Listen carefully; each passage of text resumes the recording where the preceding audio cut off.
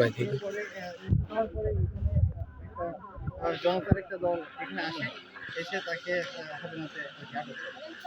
আর আটক করার পর যেহেতু সে একজন army person, general, x general, major general, তো সেই জায়গা থেকে এইখানে আর্মিরা এখানে উপস্থিত হয়, পুলিশও এখানে উপস্থিত হয়, কিন্তু ক্রমশই ঘটনাটা জটিল হচ্ছে এবং কোনো সিদ্ধান্তে এখনো পর্যন্ত আসতে পারছে না। কিন্তু আমরা বুঝতে পারছি না যে কেন তারা সিদ্ধান্তে আসতে পারছে না। একজন জাতীয় এমপি, যে এইখানে তার যতটুকু শুনছি এখানে তার 1200 বিঘার উপর সম্পত্তি আছে।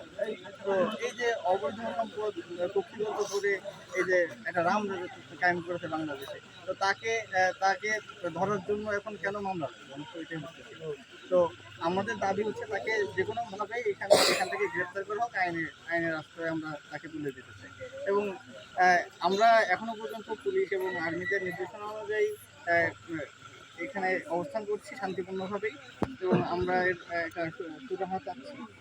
এবং একই সাথে আহ, আহ, এই যে নিয়াজি, তাকে কিন্তু একটা সেফ এক্সিট দেওয়ার একটা প্রবণতা আমরা লক্ষ্য করছি।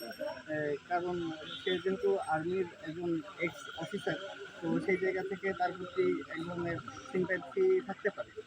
আমরা যতটুকু আমরা যেভাবে কথাবার্তা বলে তা বুঝছি। তো আমরা চাই যে এই জায়গা থেকে তাকে গ্রেপ্তার করার মাধ্যমে তাকে আইনের আওতায় নিয়ে আসা। আপনারা এখানে কখন